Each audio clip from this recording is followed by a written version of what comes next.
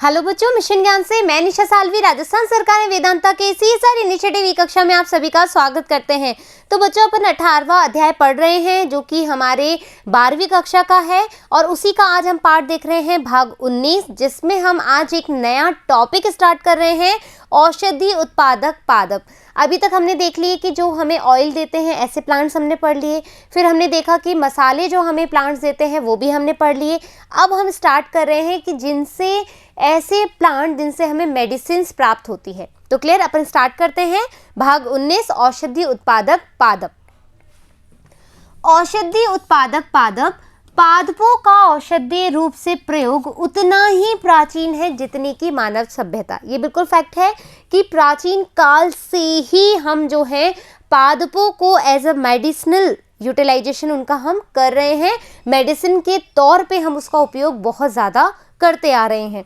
अति प्राचीन सभ्यताओं में प्रेत आत्माओं को रोगों का कारण माना जाता था और उनके उन्मूलन के लिए नशीली पदार्थों का प्रयोग किया जाता था। और ये बहुत ही ज़्यादा फैक्ट है, ये ट्रू है। और इवन अभी भी ऐसा होता है कि कोई भी पर्सन को यदि मेंटल डिसऑर्डर हो जाता है या हम कहें डबल पर्सनैलिटी जैसी बीमारियां हो जाती है मानसिक तनाव की वजह से, या बहुत सारी चीज़ें होती है हमारी बॉडी में जो मल फंक्शन होने की वजह से जो माइंड है हमारा प्रॉपर वर्क नहीं कर पाता है, तो लोग सोचते हैं कि इसमें प्रेत आत्माएं आ गई हैं या फिर ऊपर का साया है एंड बहुत सारी चीज़ें ऐसे बोलते हैं। आई डोंट नो कि कितनी सत्य है और कितनी असत्य है, बट जो साइंस के लोग हैं वो इनको डिनाई करते हैं। क्यों? क्योंकि वो ये देखते हैं कि नहीं, ये कुछ ना कुछ हमारे जेनेटिक डिसऑर्डर हो सकते हैं या हमारे फंक्शनल डिसऑर्डर हो सकते हैं बॉडी से रिलेटेड, या स्ट्रक्चरल डिसऑर्डर हो सकते हैं। बहुत सारी चीज़ें हैं इसके पीछे। सो अभी हम इस पर चर्चा नहीं करेंगे, लेकिन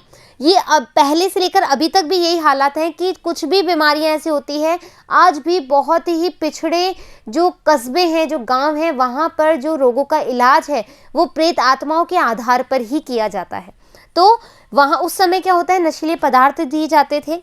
ऋग्वेद 1100 BC सदी है, संभवतः सबसे प्राचीन ग्रंथ है जिसमें औषध पादपों को सम्मिलित किया गया है। मतलब ऐसे पादपों का समावेश किया गया है जिसको हम एज अ मेडिसिन यूज करते हैं।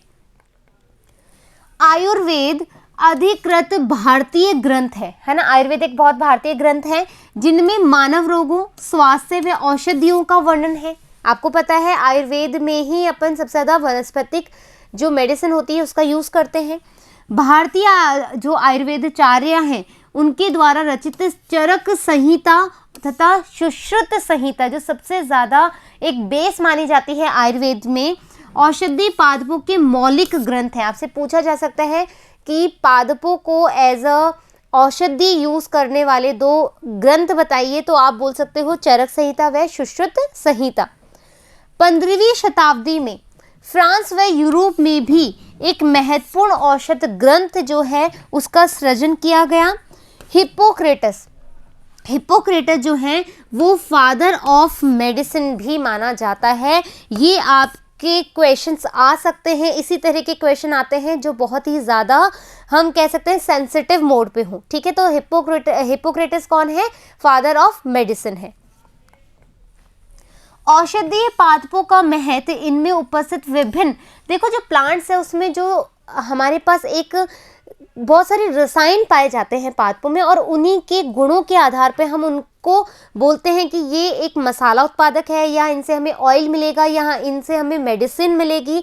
ये डिपेंड्स ऑन द प्लांट्स कि वो किस कैटेगरी के हमें रसायन देते हैं। ठीक है, तो बहुत सारे रासायनिक पदार्थ होते हैं जैसे एल्केलॉइड्स, ठीक है, ग्लाइकोलाइड्स, टेनिन, रेजिन, वाष्पशील तेल, श्लेष्मा, गोंद आदि के कारण हम इनको कैसे उपयोग में लेते हैं? As a medicine.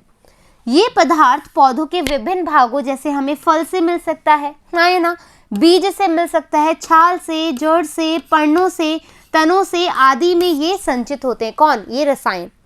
यह महत्वपूर्ण तथ्य है कि अधिकांश औषधीय पादप जो है वो जंगली होते हैं। ये बिल्कुल फैक्ट बात है, क्योंकि हिमालय की पहाड़ियों पे जो जंगली पादप होते हैं वो ही औषधियों के तौर पे यूज किए जाते हैं। कुछ ही पादपों का औषधियों के लिए उगाया जाता है। अधिकतर आयुर्वेदिक, होम्योपैथिक व यूनानी औषधियां ही पौधों से प्राप्त की जाती है। तो ये तो क्या था, एक तरह से इंट्रोडक्शन था, है ना। हमें औत प्रोत कराया जा रहा है कि हाँ, पादपों को ऐसे हमने दवाइयों के तौर पे औषधि के रूप में यूज़ किया। यहाँ से हमारे इस सदी में इस तरीके से कुछ संहिता आई, किसको हमने फादर ऑफ मेडिसिन कहा, तो ये चीज़ बताई। अब जो अन्य जो हमारे पार्ट आने वाले हैं उसमें अपन एक एक करके ऐसा प्लांट लेंगे जिनको अपन औषधि के रूप में यूज़ करते हैं। तो जब तक अपन के बाकी के जो हैं, जैसे ऑयल प्लांट्स हैं, या हम कहें कि जो मसाले प्लांट्स हैं, या फिर रेशे वाले जो फाइबर प्लांट्स हैं, उनका जब तक आपको टेबल बनाना है और सारी चीज़ें, यदि कोई भी इशू आता है बच्चों, तो आप आराम से पूछ सकते हो, डिस्कस कर सकते हो। जब तक, धन्यवाद।